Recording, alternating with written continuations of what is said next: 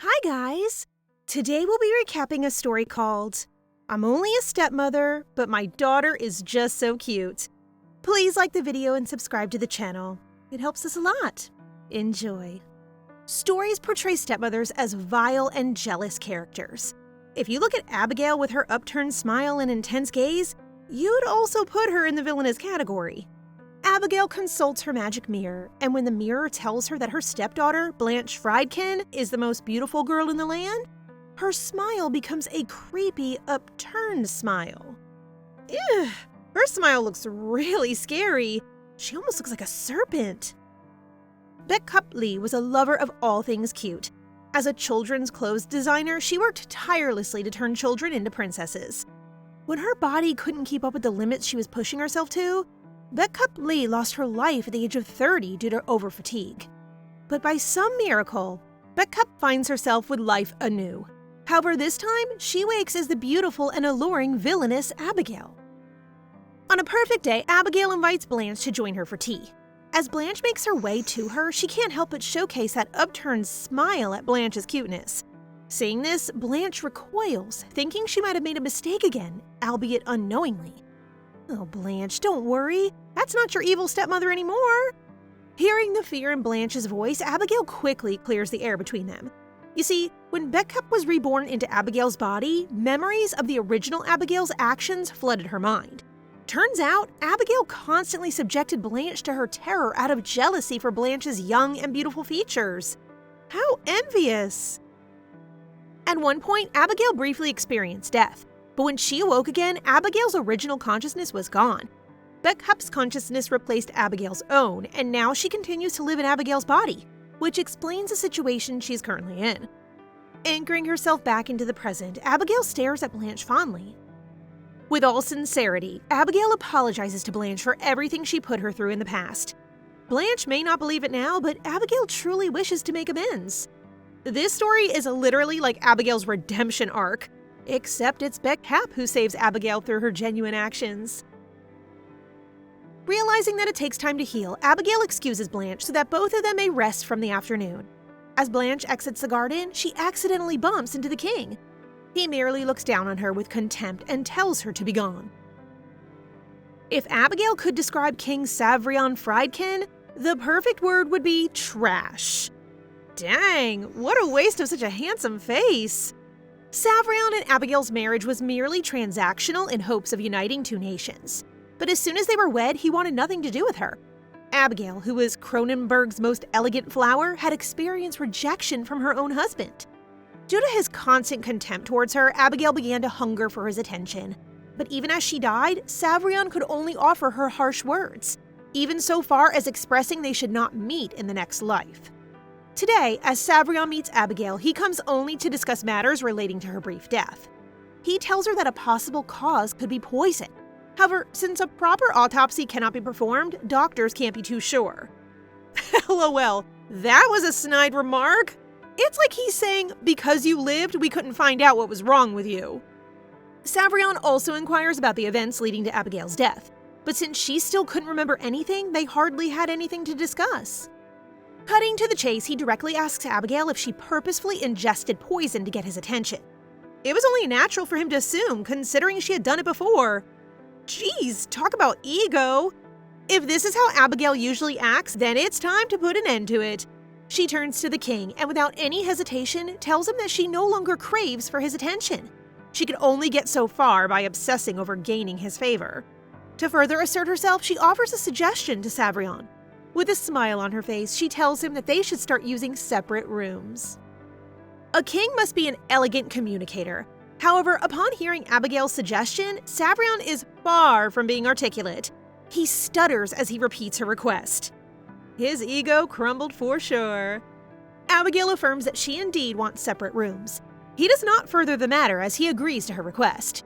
Between Abigail and Savrion, it is Abigail who is leading the conversation right now. She no longer finds a point for Savrion to continue his responsibilities to her as a husband. However, her only request is that he fulfill his role as a father to Blanche. A child deserves to be treated with love, which is why he should at least provide Blanche with that. Savrion is disgusted at her audacity. He reminds her that Blanche is his child and not hers, so he will do as he wishes. Hearing his response, Abigail expresses her anger vocally. "You go, girl. Tell him who's boss." She carries the same Friedkin name that he and Blanche carry.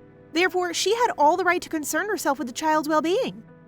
Without saying any more, she leaves Savrion appalled and alone. Later that night, as the maids hear Abigail summoning them, they worry about what the queen might want with them. Ah yes, anxiety at its worst. Abigail is known to be unpredictable. Even the smallest little things could bother and anger her. And what happens when she's angry? She takes it out on the maids. When the maids arrive, they are surprised when she asks them to choose which gift suits Blanche more. The new maid, who is unaware of the queen's attitude, answers her honestly. Hearing this, the older maid fears that everyone might get punished for how laid-back the newbie talked to the queen. However, she soon finds herself in disbelief when she realizes that Abigail's intention has no ill intent. Gosh, how mean was Abigail in the past for her maids to suspect her of pure evil all the time? As the queen gives away her jewelry and grants permission for the maids to dress freely, the new maid Clara could only admire her majesty the queen. Despite her kind gestures, Norma, the older maid, still hesitates.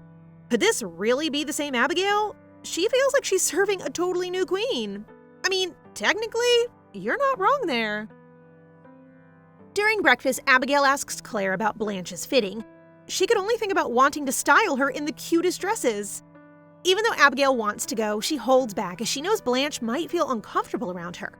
Hearing the queen's doubts, Clara tells her that it would be a good idea to go, especially since Abigail is preparing to give Blanche a gift.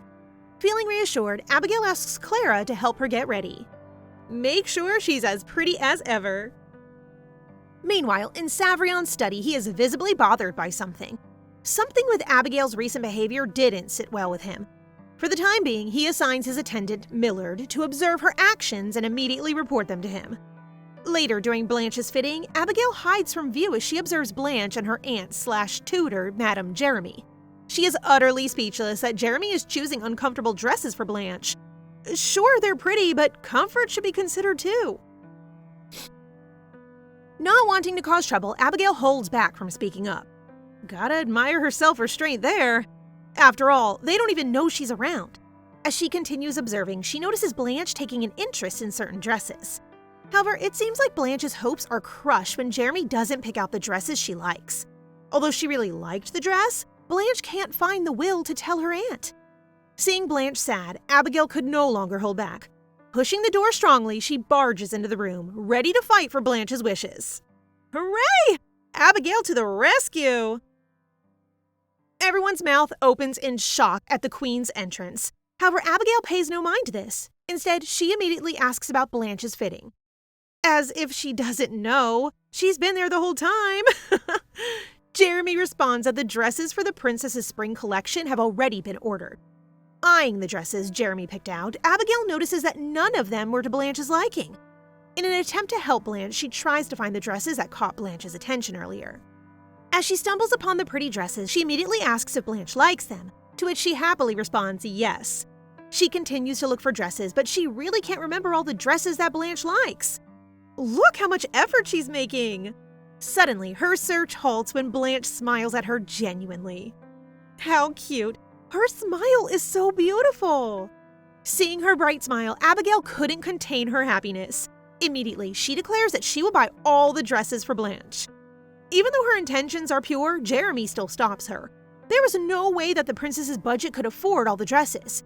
It is at this moment that she reminds them that she said that she will use her own funds to pay for Blanche's dresses. Later on, Abigail presents Blanche with 2 pairs of shoes. She tells her that it's a gift, and it's the reason she came here in the first place. Blanche is over the moon about the queen's gesture, but still, she feels sort of guilty that the queen was spending this much on her. Hearing her sentiments, Abigail reassures Blanche, saying that Blanche could repay her simply by wearing the dress she deemed her favorite. As the queen excuses herself, she is rather pleased with her actions. Suddenly, she stops in her tracks as Blanche comes running to her with a big smile. Aww, I think she's going to hug her! Blanche is breathless as she runs to keep up with Abigail. When Abigail asks what's wrong, Blanche immediately shows her that she's wearing the shoes the queen gave her earlier. As she models her shoes, she happily smiles at the queen and tells her how joyful she feels. Aw, I really thought she was going to hug Abigail. That night, Abigail can hardly sleep. All she can think about is Blanche's smile and beauty. She really wants to be closer to her. She thinks of giving the princess another gift. Initially, she would love to give her a dress, but perhaps it's too soon. The next day, Savrion observes Abigail as she follows Blanche around. He's still skeptical about the sudden kindness she's showering Blanche. As he reflects on her actions, stealing glances at Blanche and screaming afterward, he convinces himself that she truly is masking her hate for Blanche. Savrion sees Blanche finish her stroll, and lo and behold, Abigail tails near her. His eyebrows raise as he realizes that Abigail is probably about to reveal her true colors. Meanwhile, Abigail is excited to give Blanche her gift. She prepares for a week just to bestow her a gift that she would actually like. But as she draws nearer, she gets nervous about the entire situation.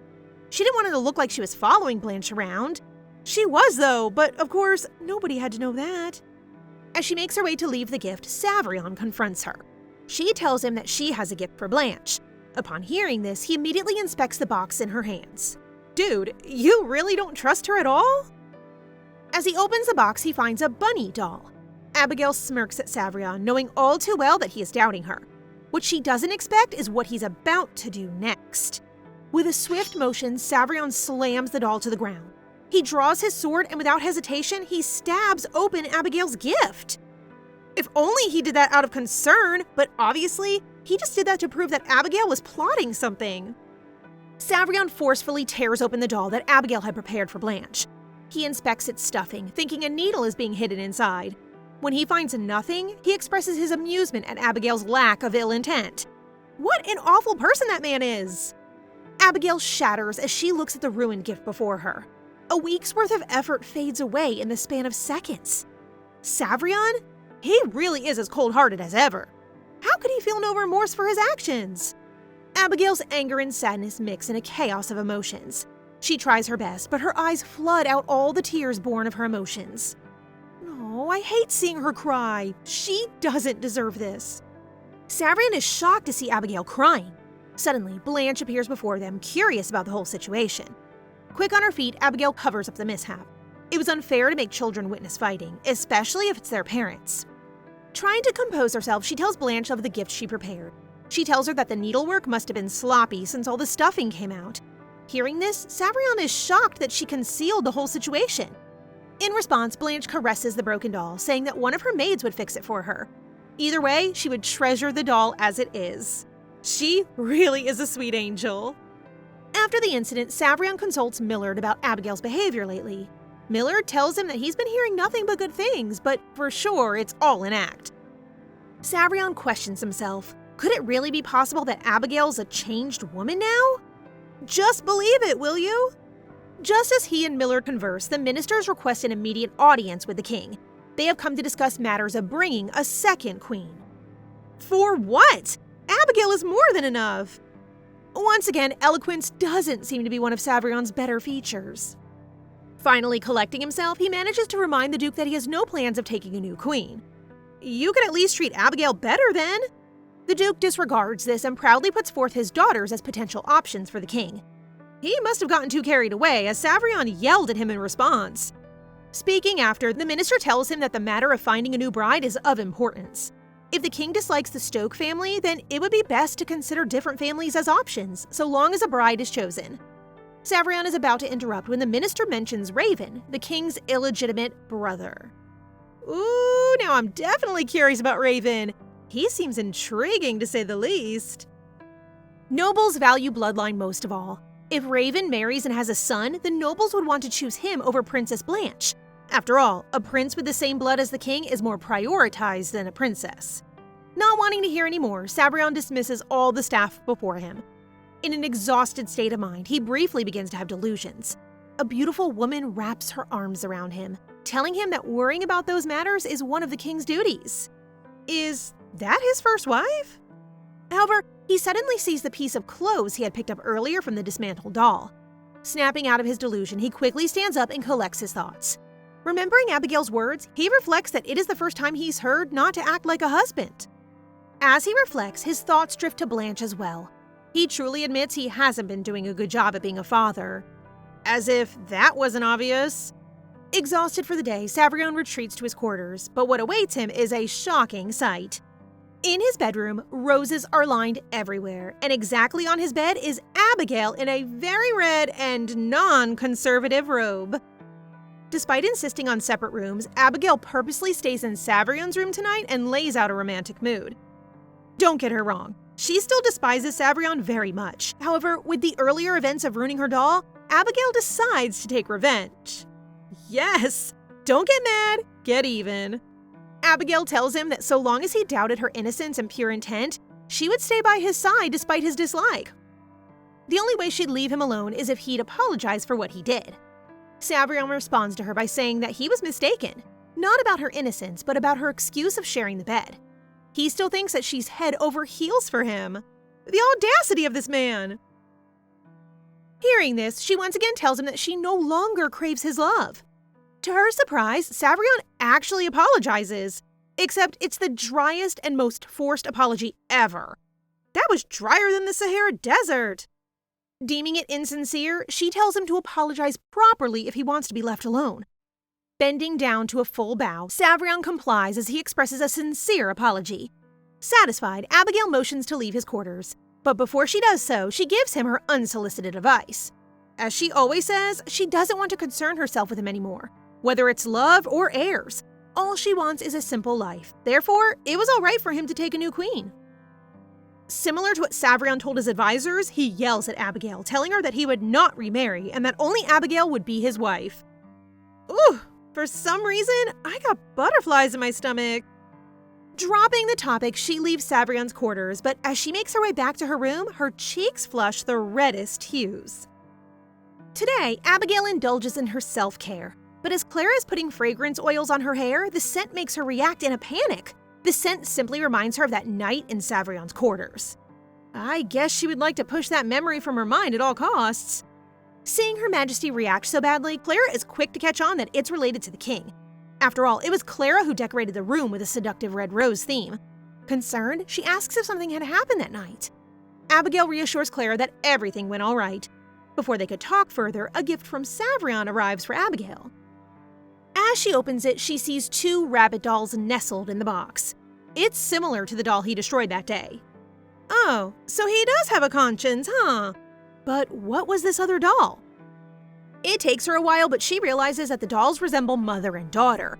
Inspecting it closely, she realizes that one of the dolls wore the exact same outfit she wore before. So could it be that these dolls resemble her and Blanche? Oh, how cute! It really is her and Blanche! She muses at the dolls, thinking that perhaps Savrion wasn't as bad as she originally thought. As she opens the attached letter, she immediately takes back what she says in irritation. She couldn't believe that Savrion would dare threaten to reduce her budget. Later on, Abigail entertains merchants as she acquires items of rare and great quality, especially a material meant for Princess Blanche. She takes interest in their other items, noting that they've been bringing in much better items than they did in the past. Abigail expresses that she enjoys the items the merchants have brought. Most of all, she especially enjoys the magic mirror she once bought. It's the mirror mentioned at the beginning of the story. Abigail, though regal in stature, often finds herself at odds with the art of discernment. Just a month ago, a crafty merchant had attempted to deceive Her Majesty by pawning off counterfeit items. As a princess, Abigail had been sheltered and cherished. Yet her sheltered upbringing left her ignorant of the world's nuances, fostering an air of pride that masked her lack of worldly wisdom. She was often portrayed as indifferent and like a know-it-all, a trait that had made her an easy target for past deceit. However, a newfound sharpness allowed her to effortlessly discern the shady items now presented to her. That particular merchant senses that the queen must know that the item he's offering is fake, hence he got the item, a magical dress weaved from morning dew, dawn's light, and spider webs. What are we seeing here, mister? I think you lost your dress. If not, then you lost your brain. The merchant spins a tale that only those with tainted or malicious eyes are blind to the dress's celestial allure, assuring the queen that its beauty will sparkle before her very eyes. Assuming the queen's pride would compel her to avoid admitting any inability to perceive the dress, the merchant believes he has her hooked. Or so he thought. However, the ever-cunning queen devises a plan to turn the farce into a spectacle. With playful yet piercing remarks, she suggests that the garment resembles a man's dress coat, and so commanding the merchant to try it on. Attempting to backtrack, the merchant soon realizes that the queen's words are not a mere suggestion, but a direct order. Thrown into an underground prison, stripped bare of clothing, the merchant's humiliation echoes through the chamber. Abigail's head throbs with realization as she confronts the frailty of her past self, once easily manipulated. After this incident, the merchant coalition suffers a great loss due to the change of heart of the biggest pushover. Meanwhile, a daring merchant takes a chance, offering Abigail a genuine magic tool. Distrust etches across the queen's face, anticipating yet another attempt at deception. To everyone's astonishment, the offering turns out to be a magic mirror, a mirror that purportedly speaks only the truth. The queen tests the so-called magic mirror with the timeless query of Snow White's stepmother: who's the fairest of them all? The magical mirror shimmers, casting a reflective glow before chastising the queen for her foolish question. The queen and all present are rendered speechless, their jaws dropping in collective astonishment. Truly jaw-dropping. I would love this mirror for myself if only I didn't possess such a foul mouth. Everyone stands in disbelief as the mirror speaks to Her Majesty, particularly shocking the merchant himself, realizing his item has just insulted the queen. He pleads with the queen to spare his life, claiming the product must be defective. However, the magical mirror takes offense at being labeled as faulty. Fearful of what else the mirror might say, they quickly cover it with a cloth and rush to remove it as per the merchant's desperate plea. But Abigail intervenes. Snatching the cloth off the magical mirror, Abigail confronts it, questioning if it indeed called her foolish. Well, this foul-mouthed mirror is certainly doing an unexpected twist to the story. Responding to the queen's abstract query about beauty standards, the mirror astutely points out the subjectivity of such questions, earning Abigail's admiration. I like this mirror. Well answered. The merchant trembles in fear as the queen says she'll take it. She meant the mirror, you idiot. Abigail takes a liking to the mirror, leaving everyone equally shocked and awed. She even names it Verite, meaning truth. Verite is surprised. He's never heard Abigail was this kind of woman, in a good way. Other than spitting out spiteful remarks, Verite is probably smarter than any decent civil official in this palace, which makes Abigail like him more. However, despite its purpose to flatter, Verite is determined to shatter and disappear rather than shower any praise on the notorious queen, defying Abigail's strict commands. Meanwhile, seeing an unsettling reflection of evilness, Abigail feels like she's talking to herself in the mirror. And it seems like the mirror had some senses in it. It transforms her reflection into a man with similar features as Abigail. Such a handsome man! From that day on, Verite assists Abigail in the palace, following 3 strict rules. No casual conversations, only the truth without any flattery, and an intriguing instruction: to name Princess Blanche as the fairest of all. Abigail is just too cute with her obsession with Blanche. Verite struggles with this contradiction, unable to answer the unanswerable question despite Abigail's insistence. His unwavering convictions clash with Abigail's evident intentions, leading to a chilling moment where Abigail's demeanor turns menacing. No doubt her character is originally carved for an evil role. In a tense exchange, Abigail's frustration mounts, and with a screech of her nails against the mirror, she demands an answer. Verite, holding to his principles, meets a swift end as the mirror shatters into countless pieces. That day marks Verite's first encounter with the peculiar queen. Now he stands helplessly, subjected to the dreadful sound of Abigail's voice. Repeatedly, Verite must endure Abigail's insistent inquiries about who's the fairest, cutest, loveliest, all met with the same answer: Abigail's beloved Princess Blanche. For Verite, it feels like a relentless assault on his self-esteem and pride. Abigail's fixation on Blanche seems excessive, dominating their every conversation. They're choosing a gift for Blanche, and Abigail is irritated with how rude Verite is, as if she's not threatening this poor mirror in their relentless battle. Observing Verite's display of dismay in the mirror, Abigail sweetly coaxes him, insisting he's the only one she truly trusts in the entire palace. She strikes a deal, discussing Blanche in exchange for learning all about Verite's favorite subject: magic epidemiology. Upon mentioning epidemiology, Verite visibly softens. Classic give-and-take strategy. Bravo! She's got the magic nerd to loosen his guard up. Verite helps her with the gift for Princess Blanche. He even calls her Veve now, meaning he isn't pouting anymore. Veve? So cute! Verite is amazed at how Abigail seems happier as she makes the gift for Blanche. He assures her that Blanche will like the gift surely, because who wouldn't? Abigail decides to trust the words of the smartest in the palace. She marches to Princess Blanche's whereabouts. She even shares the remaining rare candies with Norma and Clara upon knowing they like it. Such an angel indeed. Meanwhile, a guest appears a little far away from Abigail's eyesight. Duke Stoke emerges from Princess Blanche's room. Abigail suspects them as the culprits to Abigail's death. This time, Abigail vows not to let anyone get away with any misdeeds. Determined, she strides into Princess Blanche's room. As the Queen enters the room, she finds Princess Blanche attending her etiquette class. Blanche looks so elegant with a book in her hand that Abigail lost her mind, thinking, why doesn't this era have cameras? She now wishes she could just burn this picturesque into her retinas. What a way to admire! Her eyes are even starting to water because they were kept open for so long. All of the admiring stops when she sees Blanche repeatedly scolded every time she wobbles and loses her balance. The frowning face of her nanny sends chills down her spine, telling her that she should display perfect etiquette as the daughter of the late Queen Miriam.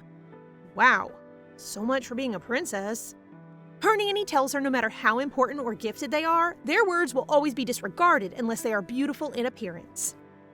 Abigail is repulsed and angered by the notion, deeming it wrong to impart such ideals to a child. Even in this fantasy world, she's irked that these outdated teachings persist. Misogyny runs deep in her past life, telling her achievements are not for girls, they just need to be pretty to have a set life, or body standards like losing some weight or getting some touch-ups instead. She was judged multiple times by her looks, discrediting her capabilities, and telling her it is just how society works. This is just so heartbreaking. Observing the same treatment to Blanche, Abigail's heart aches. The nanny's blunt comments on the young girl's body, urging an 11-year-old to control her eating despite being smaller and thinner than most her age, evoke Abigail's sympathy. Poor baby. Abigail steps forward, offering Blanche the candy she prepared. But before Blanche can taste them, the nanny intervenes, demanding the Queen take back the gift. The audacity! You're so dead. Attempting to voice her dissent on how the nanny handles Blanche, Abigail is silenced when the nanny reminds her that it was Abigail herself who distanced from the princess's education.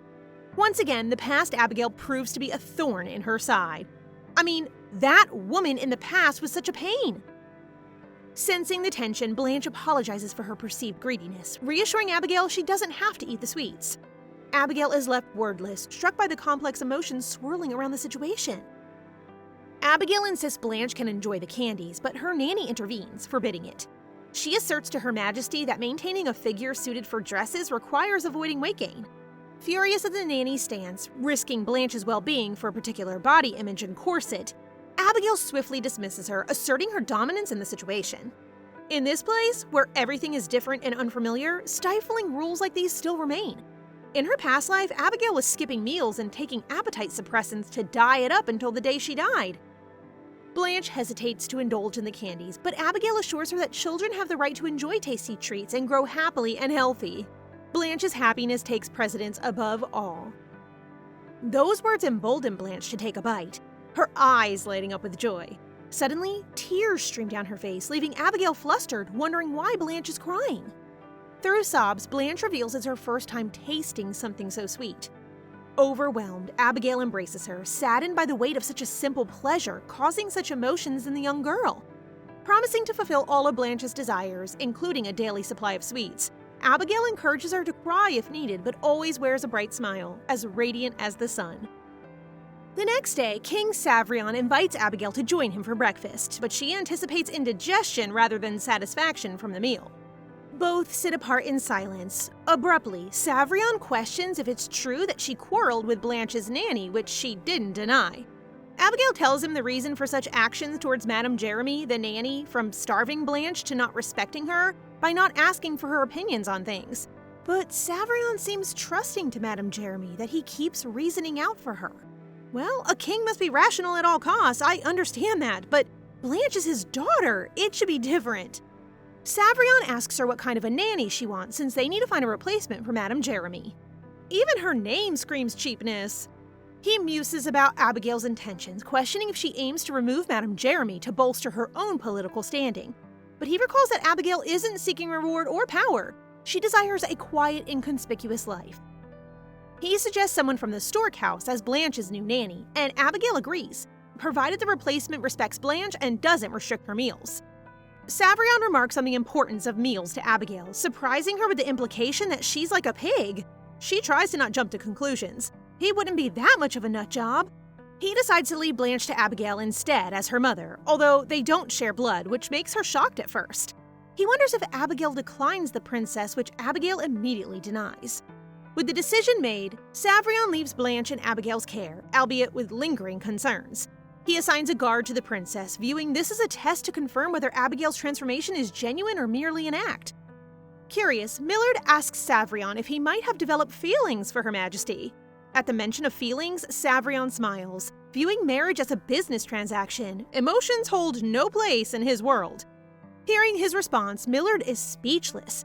As he watches the king walk away peacefully, he clenches his fist, summoning the courage to call His Majesty. A jittery Abigail prepares her and Blanche's first meal together. Unlike her meal with the king, nerves jangle within her for a different reason this time. She checks her face if it looks scary. Well, your character is supposed to be scary, so... She tries to make a softer expression, but fails miserably.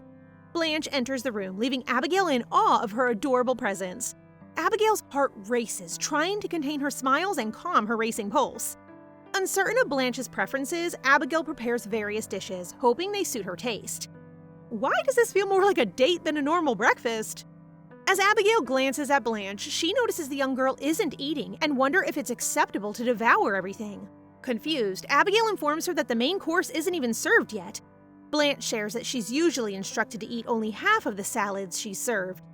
A mask of concern replaces Abigail's attempted scary demeanor. Composing herself, she encourages Blanche not to restrict or overeat. Blanche finally enjoys her meal while Abigail watches, utterly charmed. She looks like a hamster! Undeniably cute. Realizing that Blanche's father just stands by while his daughter isn't properly nourished angers Abigail. Learning that Blanche never shared a meal with her father intensifies her frustration towards Savrion's coldness. After Blanche's birth, Queen Miriam passed away, leaving Savrion grieving and vacant in his affection. Abigail learns that Savrion harbored resentment towards Blanche, believing her responsible for the loss of his love, a sentiment Abigail believes unjust.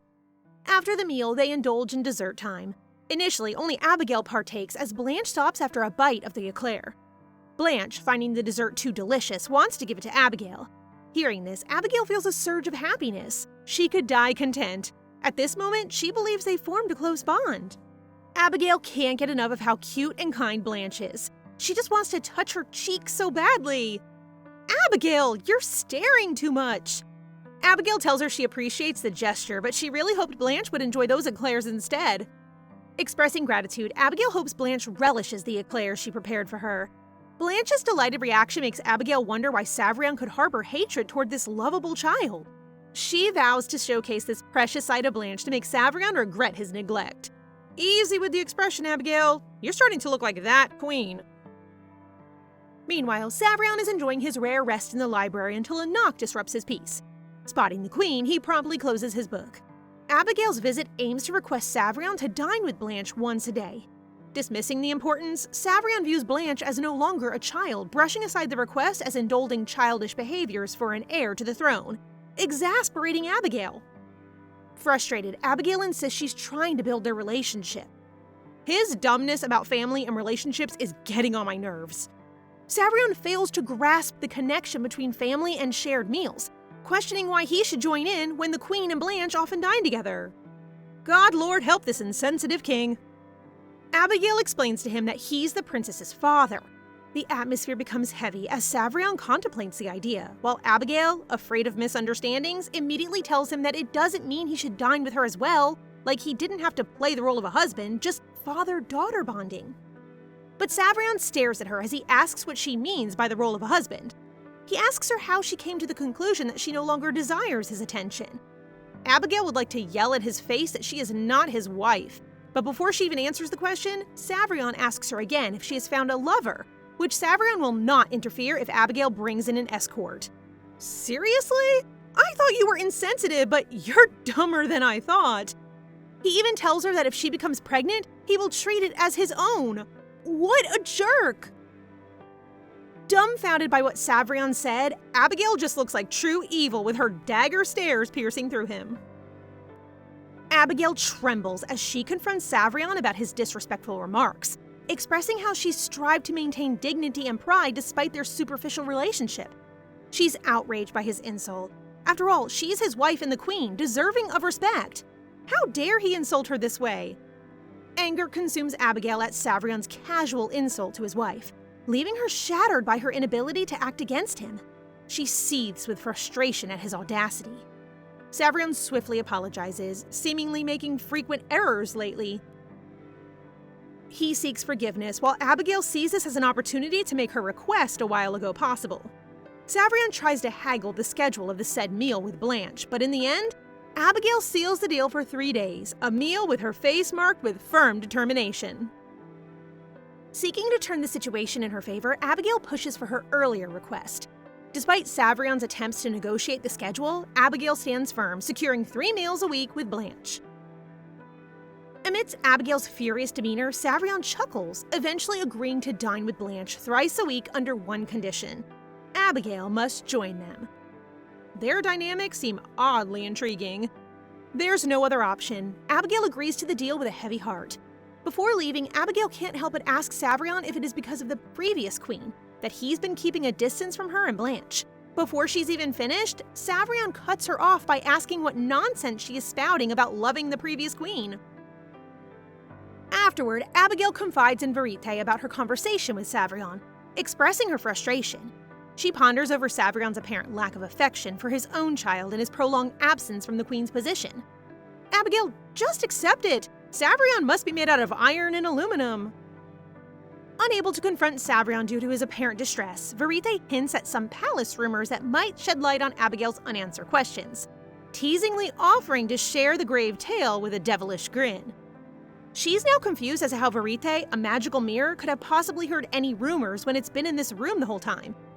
Verite tells her that it has the ability to eavesdrop whenever there's a mirror, which surprises Abigail with this new unlocked feature. Abigail is too excited as she asks Verite to fill her up on the rumors. Verite starts with the well-known rumor about Savrion being emotionless and cold-blooded, imprisoning his own mother, the Queen Dowager, suspecting her of planning to seize the throne, a story Abigail is familiar with. The next rumor rattles Abigail. Speculation that Blanche might not be Savrion's biological child, sparking thoughts of a possible affair by the Queen. Trying to ground herself, Abigail reminds herself it's all hearsay. Chill, Abigail. It's just a rumor. Another rumor suggests Savrion's isolation stemmed from his distrust of women after his past with the Queen. Abigail is perplexed by Blanche's resemblance to Savrion, but Verite introduces another lookalike, Raven. Abigail is too indulged with all the drama, forgetting once again that it's just a rumor. The rumor's subject, Queen Miriam, has already passed away. There's no way to check, but Abigail can interrogate Raven, but Abigail knows that he will definitely refute. Remembering her mission in the relationship between Savrion and Blanche, Abigail loses her mind. Verite suggests its new surveillance-like feature, then suddenly the mirror changes its point of view to Savrion. Verite, you're indeed the eye of every corner. Keeping an eye on him using this would surely slowly uncover the truth. But it feels wrong for Abigail, thinking how violated he would feel to invade his privacy. Abigail knows that asking directly is just too foolish to do, so such things are needed to hear directly from them. So she plans frequent meetings to gauge their relationship dynamics. Meanwhile, the kitchen is hectic as they prepare His Majesty and the princess's meal. They are paying too much attention to every detail as per that queen's orders. Abigail has a long way to go to change her villain character into how she really feels right now. As the main course nears serving, the head chef instructs the server, and Madame Jeremy discreetly awaits by the hall, signaling the server to come over. Madame Jeremy calls the maid over and assures her that it will be okay. She sprinkles something unknown on the steak and instructs the maid to give it to Princess Blanche for her diet. The maid, clearly doubtful of Madame Jeremy's motivation, tests the substance. By her expression, it seems to be a normal spice. The old nanny hurries her to serve the meal. Unbeknownst to her, she is standing right beside a mirror as she spills her reason for doing so: to cause an incident. Give the princess a break, you evil nanny! In the dining hall, the 3 royals are sitting together. The maid serves them their meals, and as instructed, she gives the smallest steak laced with spice to Blanche. Across the table, Abigail calls the maid and requests to switch her plate with the princess, as she requested the one without the asparagus.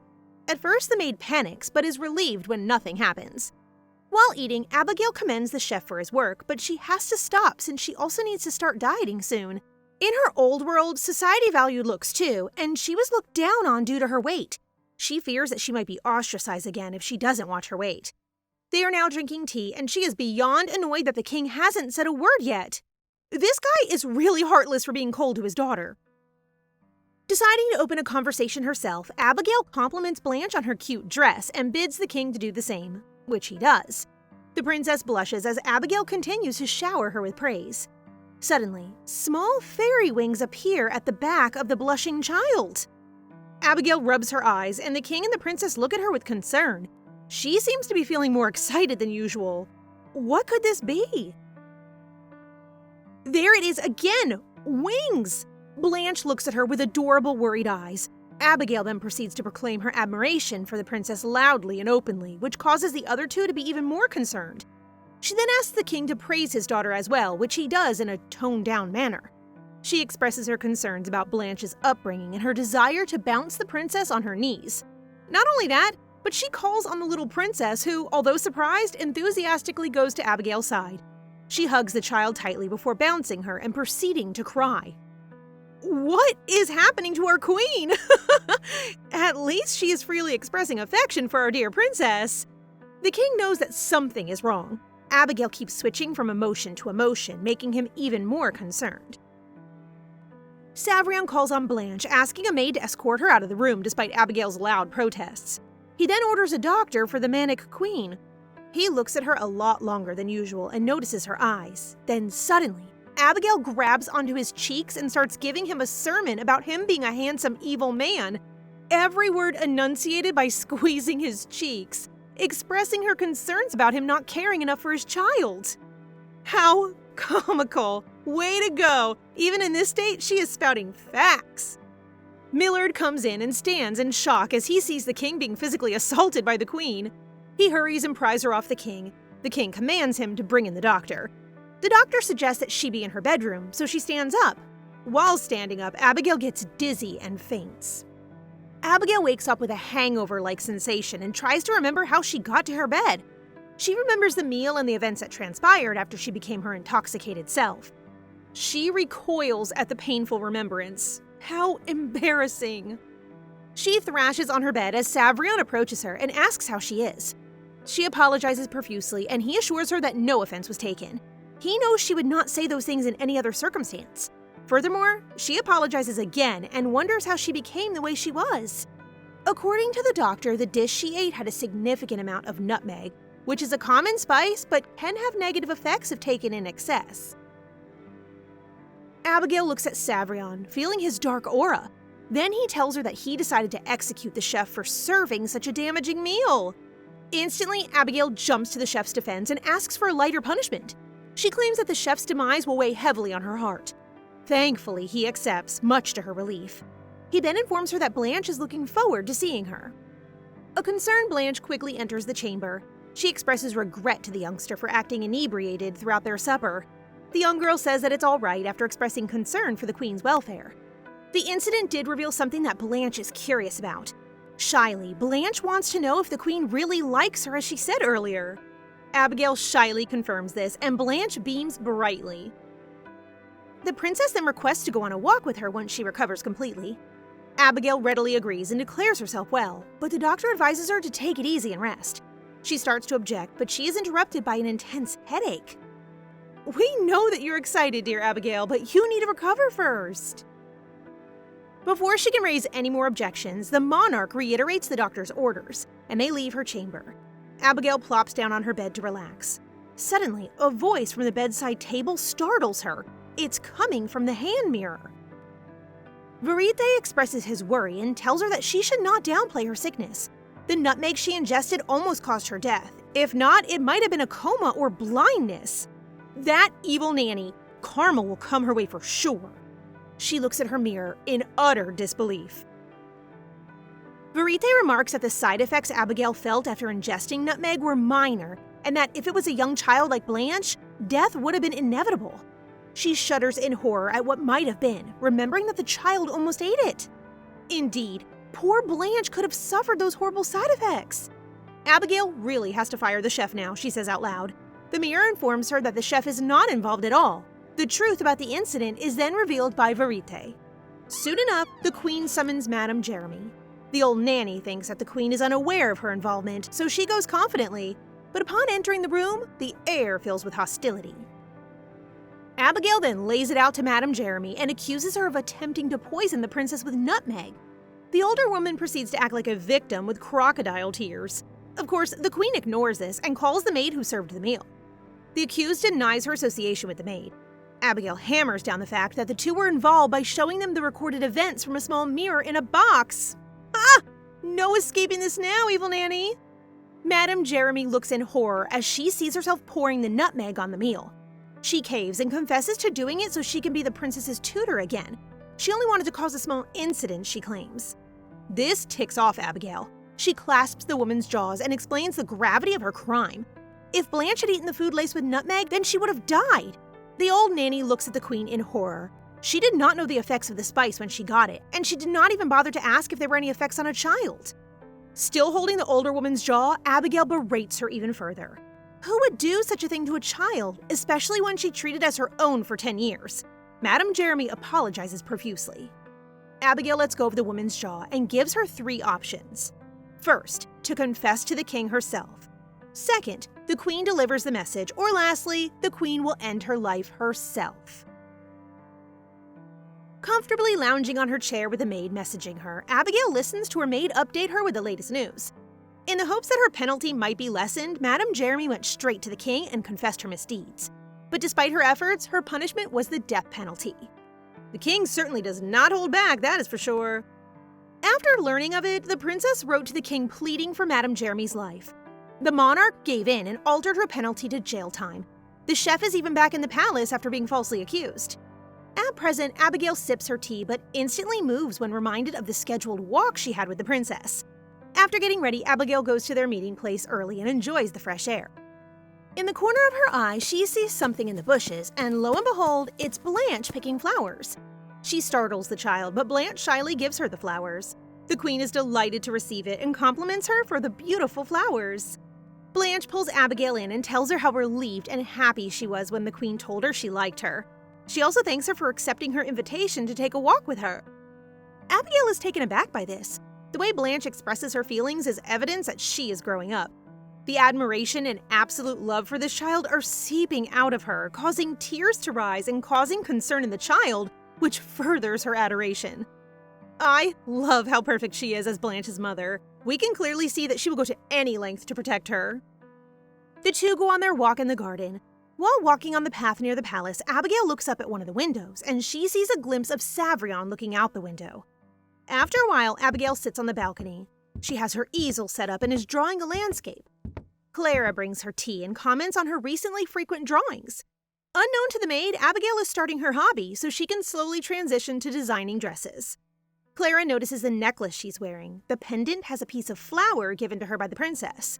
The two have become quite close since their walk. We can see just how happy our queen is about this. The maid informs her about the Founding Day festival and asks about the type of dress she'd like to wear. The mention of the event summons the memories of the original Abigail. She was humiliated on the last day of the founding festival. Abigail wonders if that will happen this time too. Another maid comes up to her, this one bearing gifts, and announces the arrival of an envoy from her homeland, Cronenberg. Abigail stands and goes to her visitor. On the way, she concerns herself about the identity of her visitor. If it isn't someone in Abigail's original memories, how should she treat them? Her worries disappear as she is greeted by someone she knows, Sir Moise. The older man across from her is Sir Moise, an acquaintance of the Emperor of Cronenberg. According to her memory, he is on friendly terms with Abigail. They greet each other formally, and Abigail asks about her parents' well-being. The older man fills her in that they are well. However, they do worry about her, especially because of the absence of heirs. She remembers her old life. It was like this too. On holidays, her relatives would always ask if she had a boyfriend, to go on a diet, her job, etc. Typical relatives meddling in your social life. This we can certainly relate to you, Queen. Sir Moise continues that her mother is concerned about her because of the events that happened at the previous year's festival when the king refused to dance with her. Dancing as a couple, no matter how bad their relationship is proper etiquette in this society. Savrion refused to dance with her, no matter how much she begged. The interaction was witnessed by nobles, who then started gossiping behind her back. The fact that Savrion is well known to dislike dancing is a silver lining. Abigail's mother is okay with them not dancing, but the real issue is producing an heir to cement the relationship between the two countries. The old man asks her if she's still hated by the king, and she assures Sir Mose that they are getting along just fine. She also mentions that they have been having meals together. This brightens up the old man. He then expresses his desire to see the king and queen share a dance for this year's Founding Day festival. Abigail looks taken aback. Sir Mose sees this and turns gloomy, immediately mentioning his doubts about the two of them getting along. She quickly retracts her expression and assures him that they do get along, but she is apprehensive about the subject of the dance. He beams, ignores Abigail's apprehension, and takes it all in a positive light. In the gardens, Savrion flinches. Someone must be talking about him behind his back. Millard communicates his doubts about the queen and the royals' relationship. They have been having meals together with his daughter there as well, a thing that Millard highly encouraged.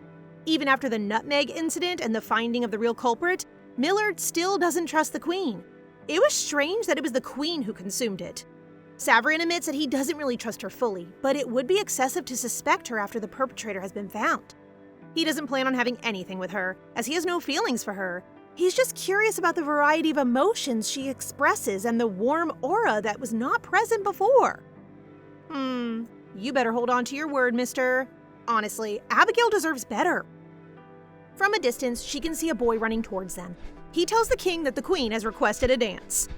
They meet in the garden. Abigail stands under the shade as the king and his aide approach. They greet each other. Savrion directly asks Abigail for the reason for their meeting. Millard leaves the two royals to converse privately, although reluctantly. Abigail and Savrion are now left alone in the garden. Savrion asks her again his unanswered question, the reason for the meeting. Abigail carefully tells him that she wants to dance with him at the Founding Festival Day party. Before he can reject her, she explains further that due to pressure from her family, they would like to see an improvement in their relationship through a dance. Her country's latest envoy, Sir Mose, expressed her family's discontent after the fiasco that happened the previous year, and the fact that they have not produced a child together. He understands this and thinks about her simple request. She looks and approaches him differently for the request than she did last year. She's different somehow. Her aura is definitely different, but it is still troubling for him. He quickly makes excuses for himself, saying that he does not wish to dance and do so in front of others. Abigail's impression of this is that he has two left feet, so she offers to practice with him since there is still plenty of time before the party. Savrion ponders why he's unable to reject her proposal, so now he's struggling to give her an answer. She looks at him expectantly. He really doesn't want to dance, but he can't just tell her that, so he ends up telling her he'll think about it. Why is a usually arrogant guy like him acting all shy? What is happening to Savrion? He must have looked forced to Abigail as she apologizes for wasting his time and walks away, taking the king's half-hearted answer as a no. Dance practice time. Blanche goes first. She is practicing with Clara, who's instructing her on the steps. They finish with a twirl and a bow, and as if on cue, Abigail, accompanied by Martha, is there in the background to cheer and praise the princess. Blanche blushes humbly at her stepmoms and Clara's praises. She shyly expresses her wish to dance better so she can also receive compliments from her father. The three adult women surrounding her are stunned. No matter how mature and dignified she acts, Blanche is still a child, and it's normal that she seeks her parents' approval. Poor little girl. She deserves to feel loved by her father. No matter how handsome you are, Savrion, ignoring your child is such a red flag. Abigail pats her on the head and assures her that he will absolutely be happy for her. The princess then asks if she can dance with her father, which shocks Abigail. She wants to tell the child the truth, that her father is a bad dancer, but she decides against it. As bad of a father as he is, Abigail doesn't want his child to think differently of him. She quickly saves the situation by offering to dance with Blanche instead. Her half-meaning proposition is met by the child's enthusiasm, and Clara backs up the child's approval as they both look lovely together. Both are now in agreement, so they decide to practice dancing right away. The two do the usual dance routine, and they are clearly enjoying it. Abigail silently thanks that her body has memories of dancing, as the original owner liked to dance to get attention.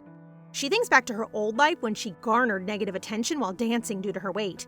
She doesn't let that memory get her down as she enjoys her dance with the princess.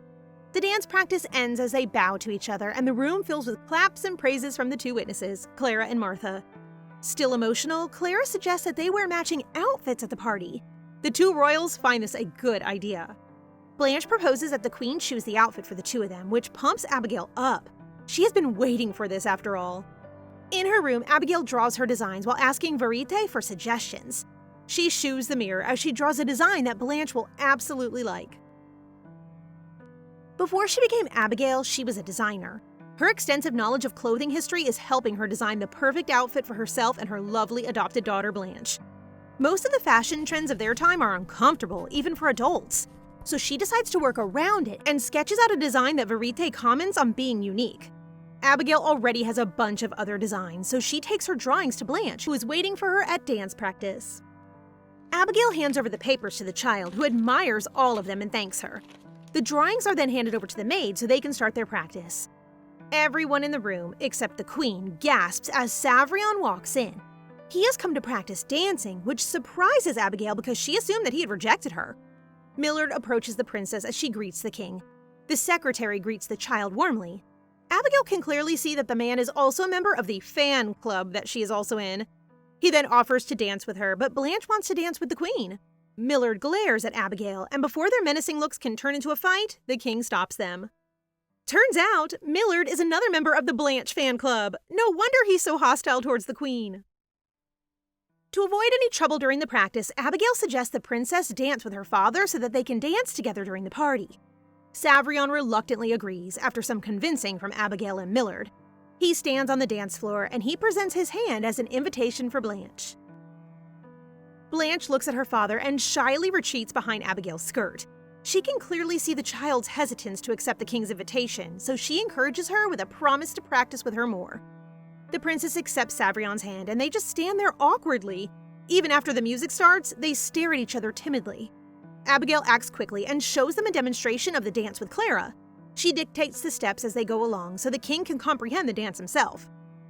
The king leads his daughter to do the same dance. To Abigail's surprise, it seems the king got her demonstration to the T as the two danced well together. Until Blanche stumbles on his foot, falls to the ground, and concerns everyone, including her father. The queen and princess are taken aback by this rare display of emotion by the king. He makes sure that Blanche is okay before continuing their practice. After their second round of practice, Savrion concludes it by being strict with Blanche, which Abigail certainly does not appreciate. Now it's time for Abigail and the king to practice. After making sure Blanche is okay, she looks back at him and he looks pale. She tries to make him comfortable by offering to send off the audience, but he claims he's okay, so they proceed. She requests the musicians play the music and reaches out her hand to Savrion for the dance. He stands there pale and frozen, looking at her hand like he's seeing some horrifying thing on it. He draws away from Abigail, stopping their barely started dance practice. What can his problem be? Why can't he touch her? Just when Abigail tries to reach out to Savrion, he instantly recoils and swats her hand away unexpectedly, leaving her startled. Excuse me, sir, what was that for? Shortly, he excuses himself and leaves. Meanwhile, the servants avert their eyes, clearly affected by the scene they just witnessed. Momentarily, she recovers from it and acts unbothered. She then calls Norma, one of the servants, and asks for help with dance practice. However, deep inside, she's having a lot of thoughts. She thinks that he truly despises her. Poor Abigail. She doesn't deserve that. But we don't know. Maybe he has his own reasons too. Actually, Abigail is the best when it comes to pretending that everything is fine. Oh, I see. It's a trauma response. With that, she continues to focus on dance practice with her head high despite being hurt inside. On the other hand, Savrion engages in a meeting with the other dukes. What happened earlier obviously bothers him, as he has been hot-tempered throughout the meeting. Duke Stokes' enthusiasm especially annoys him. As soon as it finishes, dinner promptly follows. Although he's scheduled to dine with his wife, he recalls his earlier actions and instructs Millard to convey that he won't be attending. He's a coward for walking away without apologizing. Without uttering a word, he then immerses himself in work, skipping his meal altogether. Subsequently, as the documents he had requested earlier are being delivered, another visitor seeks to meet with him. Anxious thoughts race through his mind, anticipating it might be the queen. But to his surprise, it turns out to be Blanche. She drops by to check on his well-being. In Savrion's point of view, what a king needs is rationality and decisiveness. He is always concerned about his kind and timid heir, Blanche. His solution to that is to keep his distance from her in order to raise his weak child strictly. No way! That is an example of toxic parenting. Because of that, she never came looking for him first. That's why her sudden visit right now surprises him, especially with a nervous expression. While she's wondering why she's looking for him, he assures her that he's fine after she checks on him. Actually, Blanche heard before that he couldn't attend the luncheon since he's busy. Shortly, she hands him some food, worried that he hasn't eaten anything yet. Savrion inspects the basket and upon seeing the food, promptly expresses his aversion to sweets. Soon after, he acknowledges his own harshness towards his daughter and recalls the Queen's reprimand for such behavior. I love how Abigail doesn't tolerate his bad behavior towards his own daughter. Queen behavior for real. Feeling remorseful, he decides to consume the food Blanche offered him. Despite finding the sweetness off-putting, he perseveres and finishes it. Following that, he expresses gratitude towards her. On a second note, Blanche opens up about the Queen's situation. She notices that Abigail looked sad after Savrion looked away during their dance practice yesterday. His chest starts throbbing while listening to his daughter. She then requests that he apologize to the Queen for his behavior. It's quite surprising that despite being scared and shivering, she still manages to lift her head and not run away. She must have a strong disposition regarding the situation, huh? Truthfully, Abigail didn't do anything wrong. Savrion's behavior is all on him and has nothing to do with his wife. He needs to take accountability quickly. Blanche truly cares for the Queen, and most especially, she doesn't want her parents to fight. With that, he decides to apologize to her. In addition, he promises to attend the next luncheon. Meanwhile, Verite vents his frustration with Savrion to Abigail through the mirror, even going as far as proposing divorce and offering his full support if she agrees. She finds it funny how he is more mad than her. I can relate to him, honestly. Subsequently, Abigail contemplates the idea of divorce after her discussion with Verite on the matter.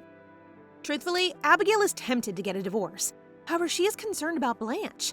To this point, she feels genuine affection for her and feels like she's part of a real family. It's quite impossible to leave the child. Also, will Blanche be alright when her mother leaves? Now that she's thinking about it, it's almost dinner time. She now regrets making a promise to dine with Savrion together after what happened. Shortly, she hears footsteps coming to her room. After being attacked before, she takes a weapon to defend herself as she comes near the door. When the footsteps halt outside, her husband's voice startles her. Numerous questions flood her mind at that moment. Upon her response to let him in, Savrion asks to have a conversation with her. As they both take seats on the sofa, he immediately apologizes. Realizing his despair for her, she informs him that she won't trouble him any further. She resolves to live quietly without drawing any attention to herself.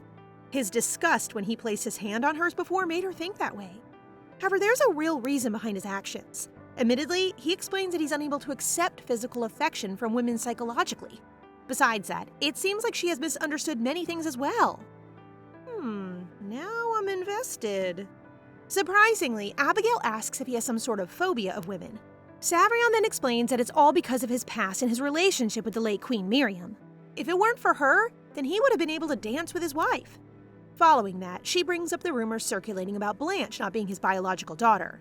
In reality, the girl is indeed his offspring. However, there is a significant age difference between them. When he was just 15, the midwife placed Blanche in his arms, saying that she was his daughter. During his childhood, his health was frail and he narrowly escaped death on multiple occasions. His mother constantly fretted over the survival of their family, particularly after the king's passing. Consequently, she urged him to conceive a child, as that was deemed his sole purpose in ascending to the throne. What kind of mother is she? Savrion was still a minor at that time. Despite being bedridden with a high fever, Miriam believed that having a child was more important.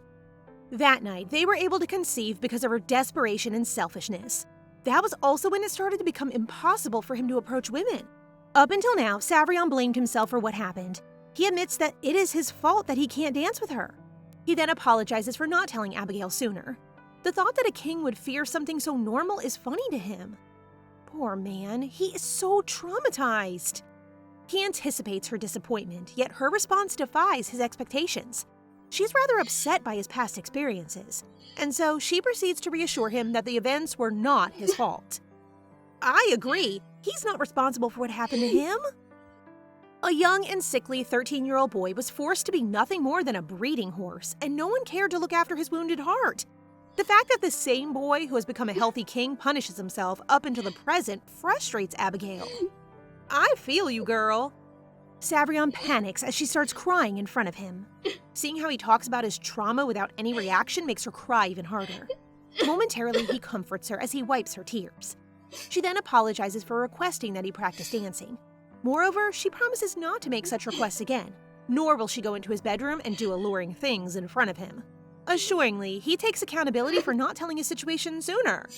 He's actually a nice man. As an alternative, he suggests practicing to hold hands. With that, he reaches out his hand while sweating. Abigail tells him not to overdo it as he takes his hand back, then apologizes. Feeling defeated, he feels sorry that they won't be able to live like a normal married couple. Following that, she reassures him that they have the freedom to live differently from others, and there's no shame in it. As long as they support each other, they can still be a family, even if they cannot be a couple. Soon after, he requests permission to try holding her hand again the following day, or rather, every night. She grants him permission, and he departs from her room thereafter. I love how he makes an effort for her. The following days, Abigail's servant shows her lingerie to wear every night, knowing that Savrion keeps visiting her lately. The servant is so nosy. However, little does she know that they are just being wholesome, trying to get used to affection. There has been progress since he's now able to hold hands for an entire 5 minutes. She tries to convince her that there's nothing going on like what she's thinking. Eventually, she believes her in the end. Lately, their relationship is getting better than before, and they appear to be a loving couple to other people. Afterward, Blanche pays a surprise visit to Abigail. With enthusiasm, she announces that she has made a decision about which dress she prefers from her collection of drawings. Blanche shows Abigail the dress she chose to wear for the luncheon. She expresses how much she likes it with her sparkling blue eyes. Shortly after, she has to leave right away for class. As promised to finish the dress quickly, Abigail requests the finest tailor in the kingdom as soon as possible. No, she must love that child that much. During the summer, the most awaited National Foundation Festival begins. It's the hottest summer of the last few decades, and everyone can feel it because people are sweating. Momentarily, as Karen makes her presence known, people shower her with compliments. She feels confident, thinking that she's the most beautiful person in the hall. She then excuses herself when she sees her father. After exchanging pleasantries, her father reminds her of her responsibility. In reality, her main goal is to win the favor of the king, as requested. She assures him that she will give her best effort, comforting him with the promise that everything will turn out well. Ugh, I hate the Stokes family and their evil plans. As soon as she gets back to the hall, someone invites her to dance, but she declines. There's only one person who can dance with her, and it's the Emperor. By the way, she starts feeling hot and unable to breathe properly. However, despite the discomfort she's feeling, she forces herself to keep composed. Shortly afterward, Abigail and Blanche enter together, both adorned in identical dresses designed by her. As chatter and commotion ensue among the people, she suddenly feels a wave of insecurity wash over her. But when Blanche holds her hand, she instantly calms down. She puts her trust in her and keeps going with it as they walk together. For sure, no one would dare look down on the child's beauty. The dress that Abigail and Blanche are wearing is called chemise. It's a popular dress that captures both comfort and elegance. Their outfit is actually more fancy for the Foundation Festival. As they make their entrance, everyone applauds them. Later on, she decides to get along with the other wives and young children. She then suddenly approaches Waitley Airy, which takes her by surprise. Old Abigail's attitude must be really different compared to now. Their conversation ends quickly, which makes her wonder when she'll have friends. Momentarily, she notices children flocking over Blanche and complimenting her dress. Meanwhile, Abigail is just wandering off alone. When someone asks the designer of Blanche's dress, she proudly mentions the Queen. Speaking of, she notices her presence, so she runs along to hug her and introduces her to the children. The children gaze at her in admiration and shower Abigail with compliments. Additionally, upon learning about the dress's comfort, everyone is taken aback. The experience of being a girl can indeed be challenging at times. After explaining the details about the dress, she decides to give a dress to each of the 5 children as a gift. The girls are surprised, but also very happy at the same time. With that, they gather around the Queen and hug her. She then tells the kids that the dress will be delivered to their own homes. Shortly, Abigail excuses herself as Blanche drags her to dance as soon as a group song plays. Everyone is dancing along to the cheerful yet soft melody. In addition to that, there is Blanche and her very adorable dance. As soon as they finish, people start complimenting Abigail in their dress. Shortly after, Karen approaches her and exchanges pleasantries. Initially unable to place her, she eventually recalls her identity. Karen offers compliments, but inwardly, she harbors resentment towards her. What a two-faced girl! To start a conversation, she asks about the king's whereabouts. Savrion is actually dealing with the envoys as of now, so he might be late. She keeps being nosy about her relationship with the king, planning to make her angry. Ugh, she's obviously so insecure and it shows. However, it seems like Abigail feels off because she wants to talk to her in private. Karen insists on talking right away, but she would be in trouble if she said it. Now that they're alone, she tells her about a caviar stuck in Karen's front teeth. In truth, she hesitated to inform her in public, fearing she might feel embarrassed. Nevertheless, leaving the matter unaddressed would only complicate things further. When she offers her a mirror to inspect herself, she hastily flees. Now she regrets divulging the information as she converses with Verite through the necklace. Abigail is too kind and considerate. In an instant, he hints that there's someone currently hiding behind her. This prompts Abigail to glance back anxiously, concerned that the person may have overheard their entire conversation. I wonder if that person heard Abigail's conversation with Verite. When Abigail calls out the attention of the person who's hiding, Lord Raven appears. He apologized for sneaking in on her, as it wasn't his intention. The two of them are not expecting to see each other at such an event. Shortly, he explains why he's all alone in the place after he compliments her dress. Admittedly, he's hiding and trying to avoid people. He doesn't like crowded places or things that stand out. By the way, he asks her if she needs a dance partner this year, by chance. Actually, there are some rules when dancing together in this country. Last year, when Savrion refused to dance with Abigail, she forced his half-brother Raven to dance with her instead. He found her quite violent and rude, but eventually danced with her unwillingly in the end. However, this year, there is no reason to force him to dance again. She then tells him that she doesn't plan to dance this time. Truthfully, he's looking forward to dancing with the queen, but her response disheartens him. In her mind, she wonders how someone can change their mind so quickly. He just said that he doesn't like to stand out. Well, that's true. However, he would also enjoy dancing with the queen. He actually has this smile that looks like Blanche, so it's hard to firmly refuse. Just when she decides to accept his offer, Savrion arrives on time and joins their conversation. There's a sudden, awkward tension in the atmosphere right now. Uh-oh, I see they're not on good terms. Raven explains that he just asked the queen for a dance partner. But now that Savrion is here, she's going to dance with him. With that, he decides to leave the couple alone as he takes his leave. Before long, they opt to return to the hall. However, before doing so, he cautions Abigail to maintain her distance from his brother. Blanche greets her parents as soon as they return. She's obviously having so much fun, especially because of her comfortable dress. When Savrion finds out the designer of their matching dress, he's surprised that his wife has such talents. Shortly after, Millard whispered something in his ear. Subsequently, he grabs Blanche's attention by calling out to her. Savrion asks Blanche to accompany him. For some reason, she suddenly feels nervous, even though they're only going to dance. While looking at the king and his daughter dancing, Millard thanks Abigail for bringing them close together. Wow, that's unexpected coming from him. How surprising! Upon finishing, Blanche joyfully informs the queen that she made no errors earlier. Aw, she's so adorable! Now, Savrion desires to dance with his wife. As he extends his hand to her, she reminds him not to overexert himself. Nevertheless, he is determined to dance with her. In light of this, Abigail agrees to his proposal. The hand that once comforted her every night, striving to appear ordinary, trembles even now. Yet he never releases her hand until the end.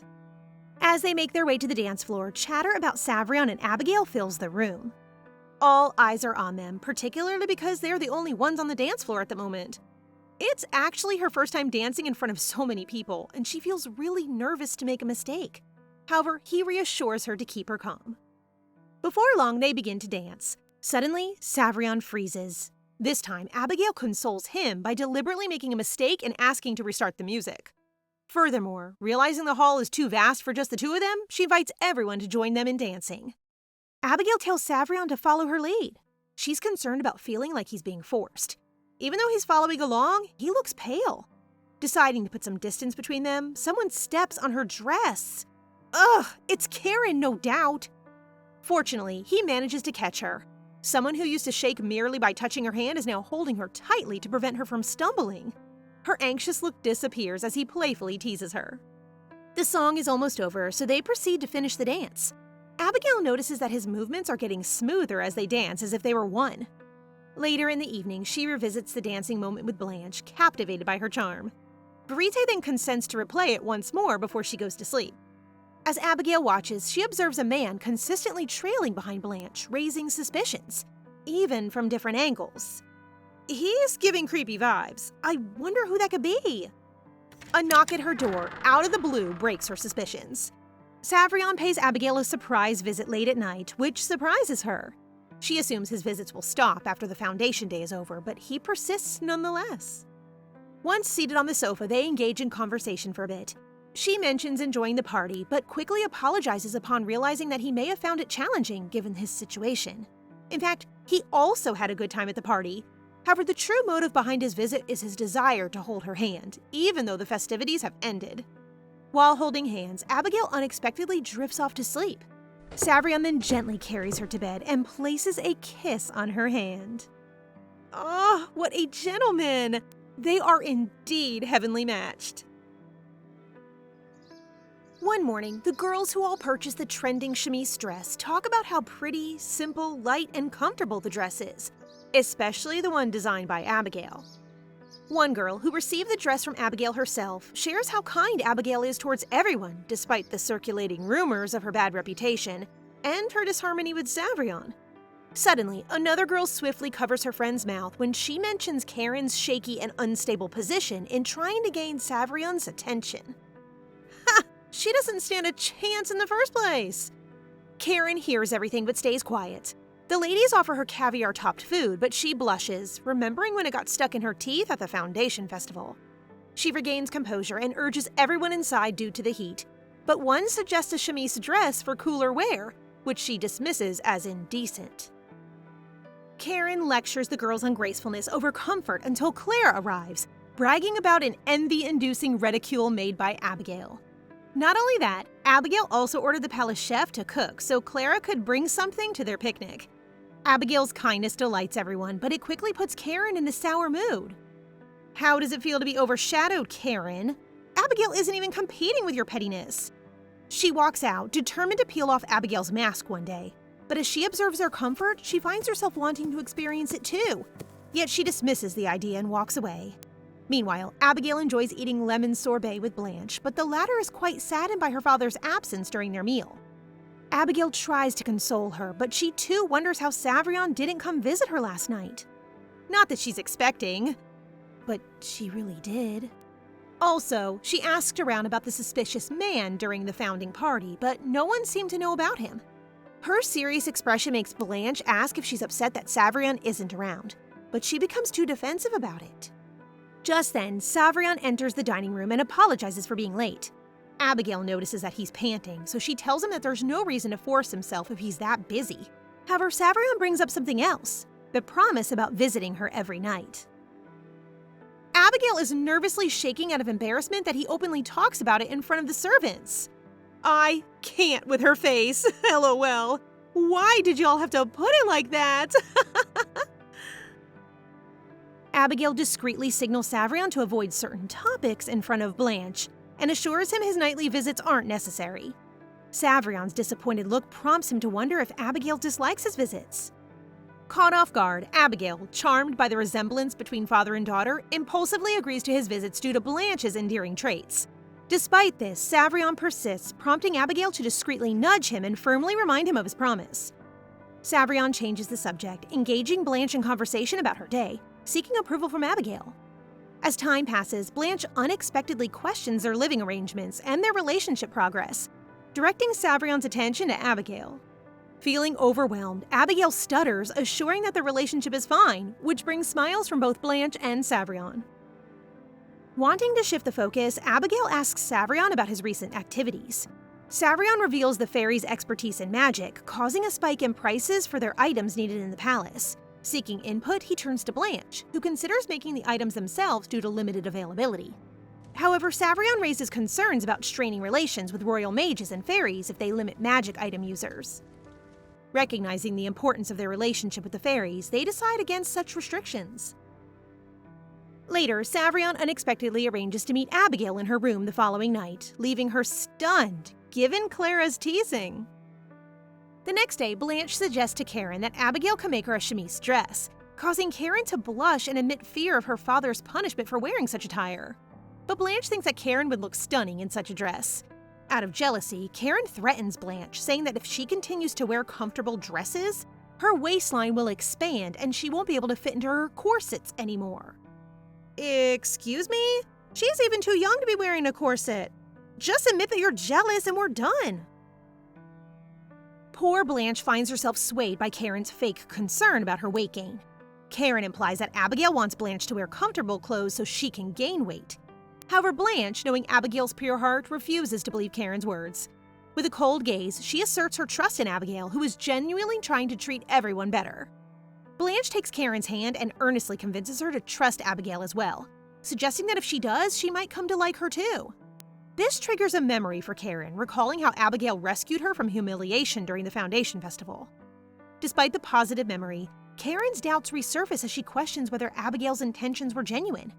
She convinces herself that Abigail was secretly laughing at her, leading her to devise a plan. She asks Blanche for help to have tea with Abigail. Well, good luck, I guess. That evening, Abigail excitedly informs Verite that Blanche has extended an invitation for her to join a tea party with Karen. Despite Verite's lingering suspicions, he encourages Abigail to accept the invitation. And if Karen decides to do something, it's better for him to have her within his reach, allowing him to monitor her movements closely. Abigail is grateful to have a trustworthy friend and continues to daydream about her plans with Blanche, but Verite interrupts her and asks if he isn't enough as a friend. After all, she's the only friend he has. Oh, it must be lonely there. I wonder if he chose to hide there or someone else did. It's true that Verite is the closest to her, but Abigail longs to spend time with her other friends as well. She wishes she could touch him with her hands, but apologizes for her feelings, deciding not to attend the tea party since he's more important to her than anyone else.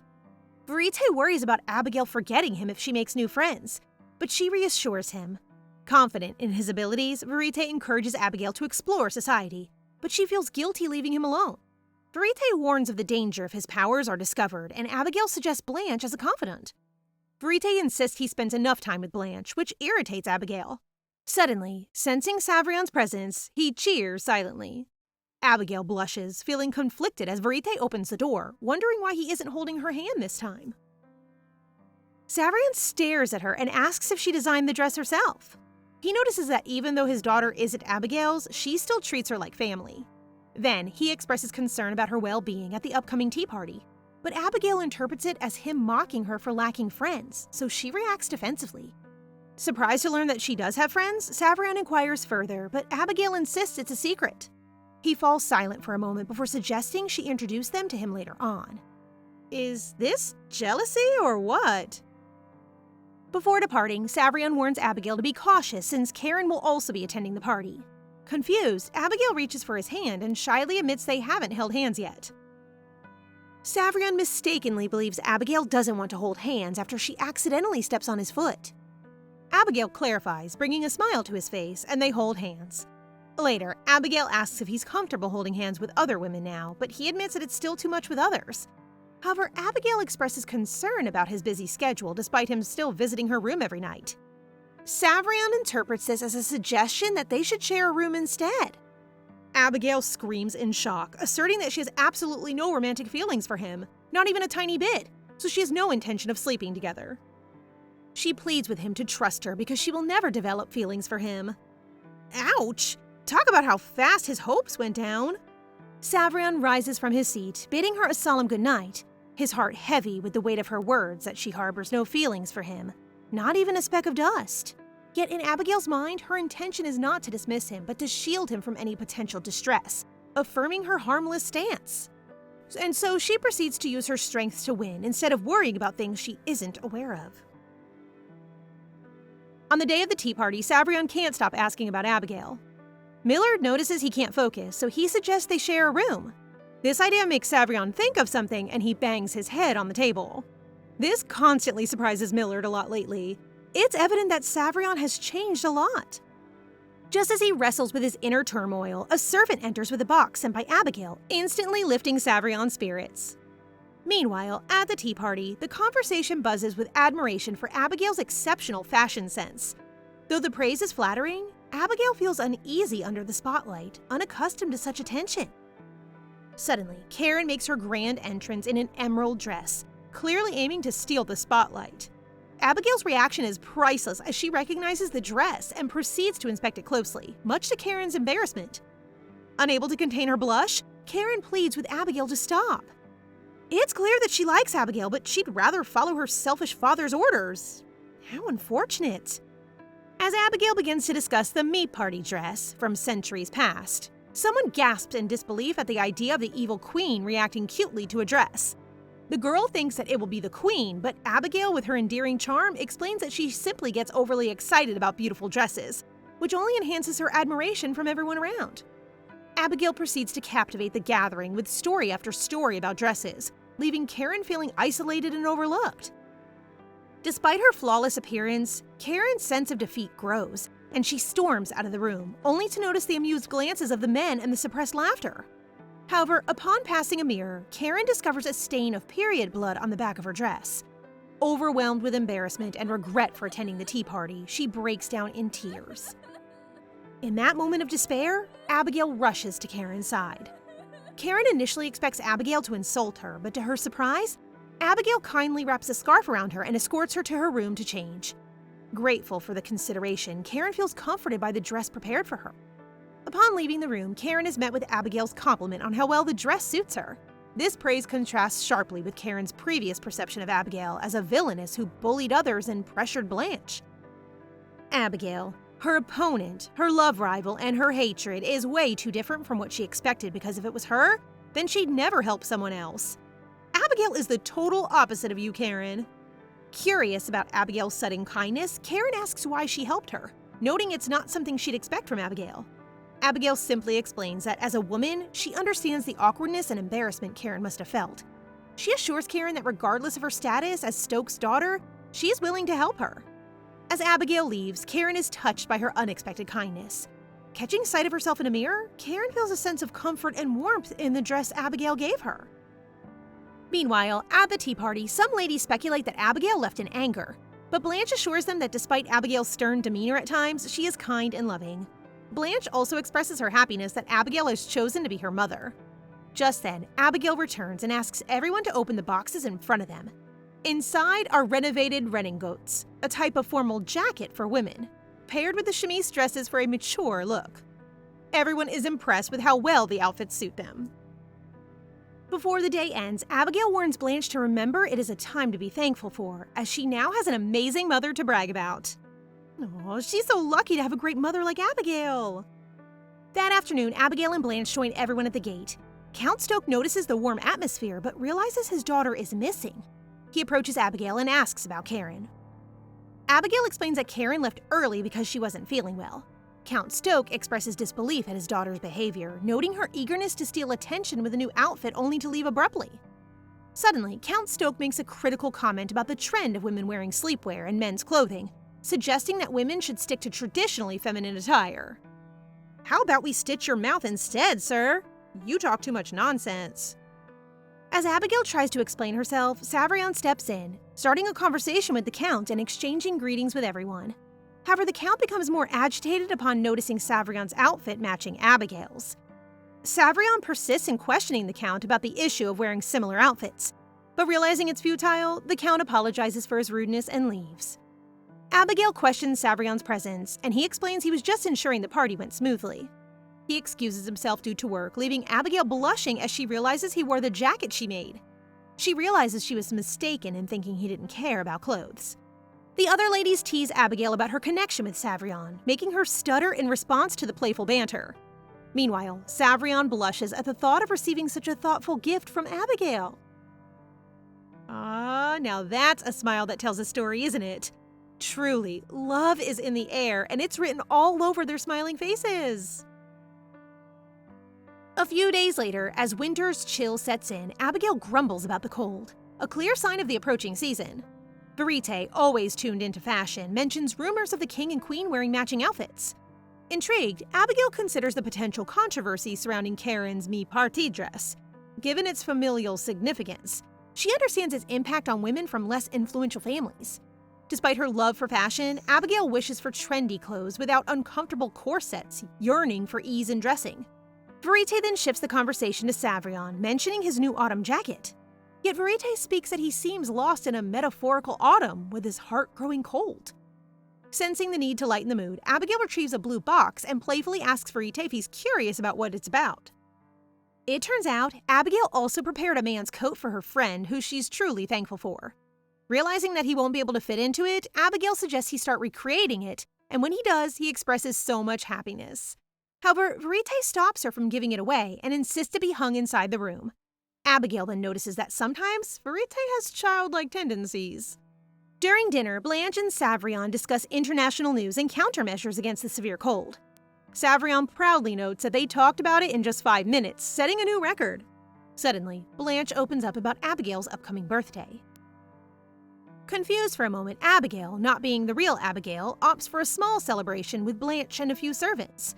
Savrion recalls the extravagant party from the previous year and suggests keeping it simple to save money. However, Blanche insists that he attends, and Savrion agrees, planning a 4-day celebration to dispel rumors about cutting Abigail's budget. Although Abigail suggests 1 or 2 days, Savrion firmly decides on 4, leaving her with no choice but to agree. Later, Savrion discusses epidemic matters in the South with Millard, ordering further research and increased aid. Afterwards, he hands Millard a sealed document for the Treasury Department, allocating additional budget for Abigail's birthday to prevent rumors about their relationship worsening. Millard raises concerns about rumors persisting until they have an heir, but Savrion is determined to groom Blanche for the throne, believing his brother Raven won't marry and produce an heir. Out of the blue, he becomes uncomfortable with remembering Abigail meeting Raven, angrily dismissing any notion of her falling for his charms. So to recover from past situations, Savrion orders Millard to summon every merchant Abigail has purchased from. Every single one of them. The next day, Abigail has a blast styling Blanche's hair, but Blanche wonders why Abigail doesn't doll herself up too. Abigail says she's happy making pretty clothes for Blanche and doesn't need fancy jewelry. But the truth is, she doesn't think it suits her because in the past, even if she designed clothes, she used to believe that those clothes had nothing to do with her. Besides, no one would show any interest towards a girl who wasn't that attractive whether she tried to pretty herself up or not. Even though things are different now, Abigail still worries about what the mirror will show one day. She knows she has to face herself, flaws and all. Oh, you're always pretty no matter what your size is. Suddenly, she's startled by Blanche's question if she lacks the budget, so she can give her money for her to buy something nice. Abigail explains that she's just bored with spending too much money on such dresses. How I wish I had that kind of boredom, Abigail. Blanche's sadness fills the air as she longs to give Abigail a gift, but Abigail reassures her that the greatest gift is their time together. Their conversation is abruptly interrupted by the unexpected arrival of Savrion. Upon seeing Blanche's new hairstyle, Savrion hastily judges it as lowering one's dignity. However, Blanche reveals that Abigail styled her hair, causing Savrion to swiftly change his tune, joking that dignity holds little importance for royalty anyway. Only this time, Abigail brushes off Savrion's comments and asks about his visit. Suddenly, a flurry of servants burst into the room bearing boxes of expensive jewelry. Despite Savrion's efforts to please her, Abigail finds the gesture overwhelming. Savrion notices Abigail's lack of enthusiasm and dismisses the servants, seeking her opinion. Abigail suggests it's too much, prompting Savrion to offer a set of scarlet earrings instead. Abigail, on the other hand, thinks that Savrion just did it because he's trying to appease the society, but Savrion makes it clear that it's his pure intention of giving her a gift with all his heart. However, with a sad tone, Abigail declares that she isn't worthy to receive such things. With a heavy heart, Abigail lowers her head and apologizes, explaining that she can't accept such luxurious gifts. Savrion, with a heavy heart, has no choice but to take back all the gifts as he takes his leave. Abigail realizes that she hasn't thanked him for his thoughtfulness, but as soon as she's about to, Blanche stops her. In the office, Savrion's been emitting a chilly atmosphere as he stares intently, asking Millard on what most women like. But Abigail isn't the kind of woman who would lavishly swoon over gems and flowers. Aside from that, he doesn't even know what her preferences are, her hobbies, and what makes her smile. Savrion understands that no matter what he gives, she wouldn't be satisfied since he knows nothing about her. And so Millard suggests that he should ask her personal servants who are closer to her. Just then, Savrion's hope lights up again. Upon Millard's suggestion, Savrion declares to consult Abigail's personal servants who are closer to her. His hope reignites, and shortly after, Clara nervously stands before him. Upon hearing his desire to give Abigail a gift, her demeanor brightens, and she eagerly shares what Abigail would truly appreciate receiving. I just hope this won't worsen the situation. Meanwhile, Abigail receives a lot of gifts from the nobles, enough for her not to buy dresses for the next 5 years. Also, she notices that green is quite the current trend based on the dresses she receives. Apparently, a new dye has appeared, and it has been a fashion in the city. Just then, a servant hands her a gift from Savrion. Feeling bad for not expressing gratitude earlier, she resolves to thank him sincerely regardless of the contents of the gift. However, as she unwraps it, her expression shifts to one of shock and discomfort upon discovering lingerie inside the package. Sometimes I wonder if he uses his head. The lingerie leaves Abigail speechless and curious about His Majesty's intention with such a lewd piece of clothing. Abigail almost wants to burn it, but lets them put it in the dressing room, feeling it doesn't suit her masculine self. Meanwhile, her maid is in cold sweats after learning Her Majesty isn't pleased by the gift and recommended it to His Majesty. Someone's in trouble. Duke Raven requests a meeting with Abigail to give her his birthday gift, a magical item called Cleaner, which he hopes she doesn't have yet. In Abigail's mind, anything is better than Savrion's lingerie, but she can't accept expensive ones, so she tries to decline the gift. In Raven's defense, the cleaner isn't expensive, just a normal product used like perfume and spray to remove makeup. Hearing this blows Abigail's mind, and she wants to search the world for more. Eureka indeed! Raven feels embarrassed every time Abigail admires him. Now blushing, she sees him in a different light. A cute light.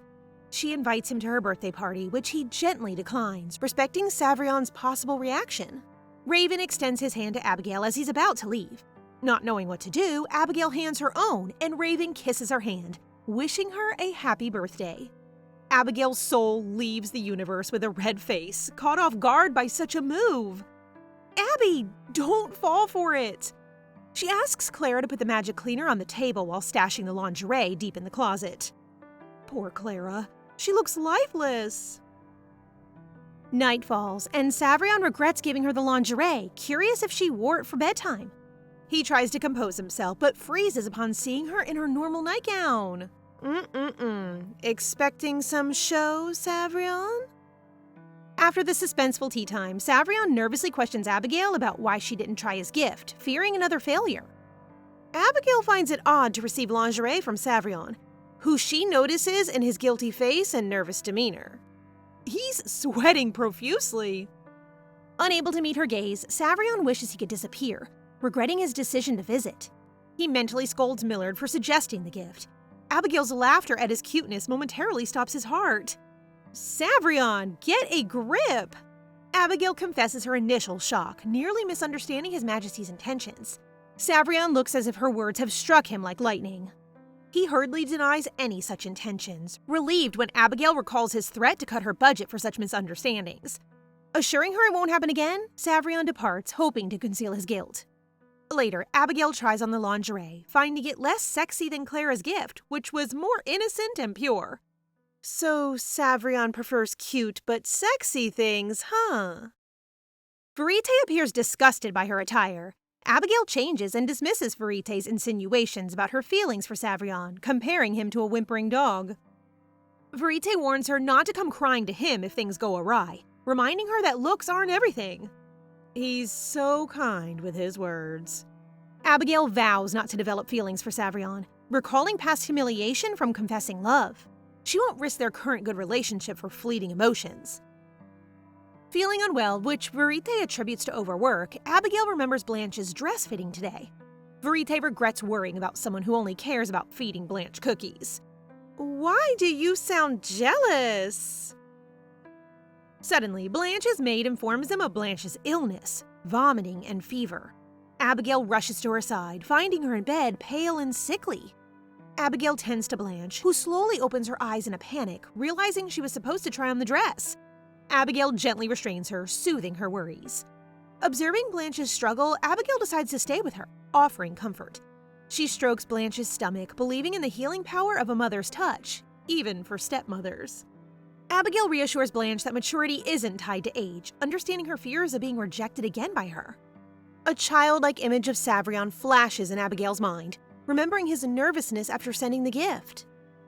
Blanche fears Abigail's disdain for her father extends to her as well, expressed through rejecting his gifts.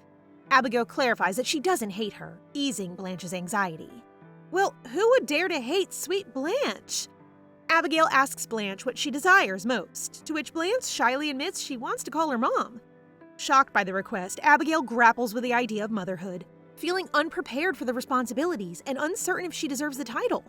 Despite her doubts, with utmost tenderness, she invites Blanche into her arms, and as they embrace, Blanche finally calls her mom, solidifying their bond as a true family. As they embrace in bed, Abigail rises for water and notices the door slightly open, contrary to how the maids left it as she remembers.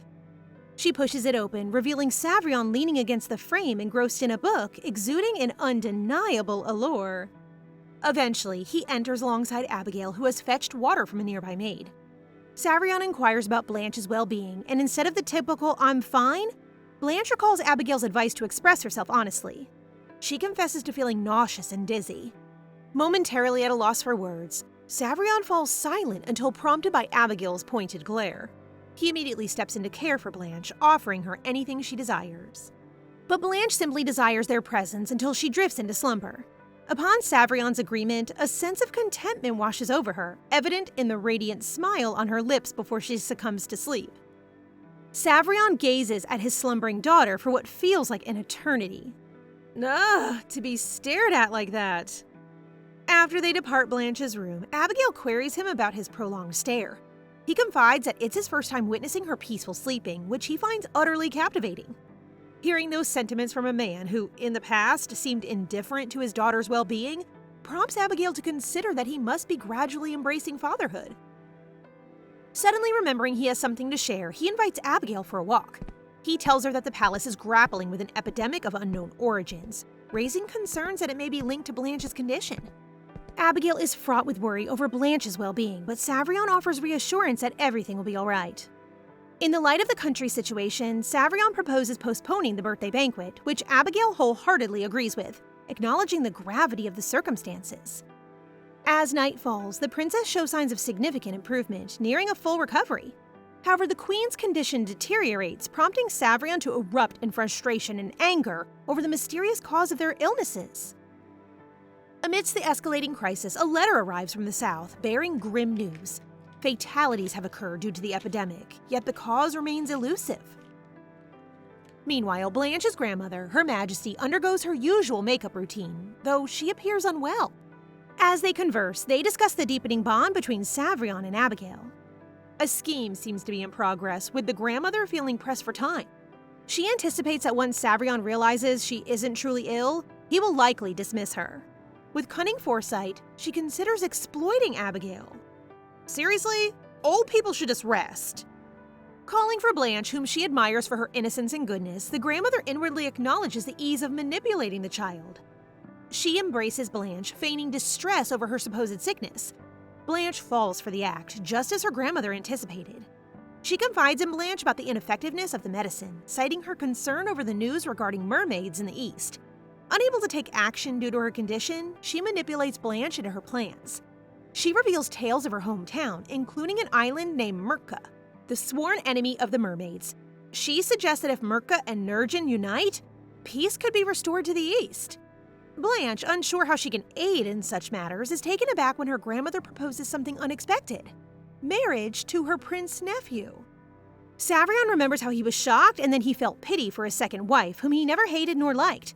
Realizing she was manipulated as a pawn of authority, ultimately meeting a tragic end.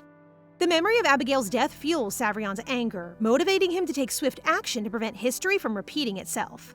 He muses about the possibility of forgetting past grievances and meeting again in future lives, a thought that fills him with both sorrow and determination.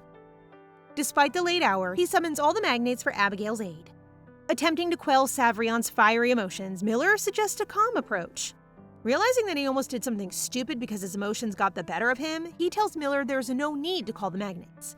Instead, he feels compelled to be with Abigail, seeking peace in her presence. He must be in love with her now.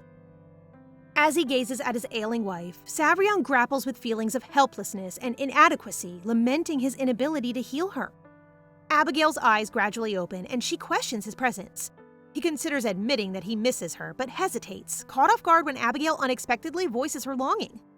Mutual declarations of missing each other ensue, leaving him regretful for only realizing his feelings now. Fears of losing her and never seeing her again weigh heavily on him. Ah! Wait, what's with the holding hands? This is getting exciting. Savrion successfully greets her first with happy birthday. Abigail feels like she owes Blanche the birthday party, but Savrion assures her that her health matters more than anything else. But he promises a birthday party for her after everything. Abigail confides in Savrion about Blanche calling her mother yesterday, yet she still wrestles with the doubts about her maternal role. Reflecting on past conversations, Savrion admits feeling more awkward than hateful towards Blanche. Savrion's upbringing, marked by separation from his parents and lack of personal connections, contrasts sharply with Abigail's. While skilled in governance, he acknowledges his inexperience in fatherhood, relying on Abigail's guidance. He vividly recalls her reassurance that they could navigate parenthood together, flaws included, solidifying their familial bond. As she clasps his hand, affirming his place in their family, Savrion is touched by her unwavering support. Aww. The following day, Abigail rises, making Clara worry since the cause of the illness remains unknown. Alerted to Duke Raven's arrival, Abigail redirects him to the guest room. Raven appears deeply concerned about Abigail's health, knowing she's not yet fully healed. He expresses urgency in finding the cause and treatment, but Abigail reassures him that everyone, including Savrion, is working on it. Abigail finds it odd when Raven comments on her trust in Savrion. I mean, duh, he's her husband. Presenting his gift to Abigail, a magical golden bird known for its beautiful singing, Raven delights in her appreciation, momentarily transforming the room into a spring-like ambiance. Aw, so cute! I want to put it in my pocket! However, Abigail insists the bird's song alone suffices as a gift, suggesting he take it back. Abigail received the present out of goodwill the first time, but she thinks it's quite a burden to take something again. Despite her refusal, Raven persists, proposing she return it once she's fully healed. Abigail struggles to find an excuse, acknowledging Raven's skill and gracefully declining. Preoccupied with bitter medications, Abigail nearly forgets about the bird. As she's resting, Verite shares with her that as someone capable of knowing everything, the current disease has no other precedent. Abigail wonders why it suddenly started this autumn. Deep in their thoughts, the golden bird pecks Verite. Poor Verite, but common. Isn't she cute? As Abigail admires the bird's magical aura, she realizes it's not gold but orpiment, triggering a memory related to the epidemic's cause. Orpiment, a mineral associated with the color royal yellow, has garnered attention for its resemblance to gold, yet a less valuable substitute. Notably, its pigment fades easily and contains toxic components. Those exposed to its dye often exhibit the characteristic hue of Sheely's green in death. Upon realization, Abigail rushes to Savrion's office and tells him that the cause of the epidemic is arsenic poisoning. She details that modern green pigments, wildly utilized, harbor significant arsenic content. The room occupants express confusion over why a substance typically associated with rat and insect extermination is present in green pigment. Abigail appears to be the only one using a brain among you. Sheely's green gained rapid popularity upon its market debut due to its easy processing, affordability, and vibrant color retention. Widely utilized in various applications such as clothings, tapestries, paints, crayons, and food coloring, its toxic nature remained unknown until after numerous fatalities occurred. Abigail asks them to ban the use of the dye and all affected products be collected, but she's without proof, and the man in the room discredited her because of her illness. Such a jerk! Abigail feels disappointed for not backing up her theory for such a significant problem, but Savrion suddenly asserts that if the dye is truly the cause, then it would make perfect sense. He promptly orders Miller to dispatch people to workshops using this pigment to inspect the ingredients and apprehend the person responsible.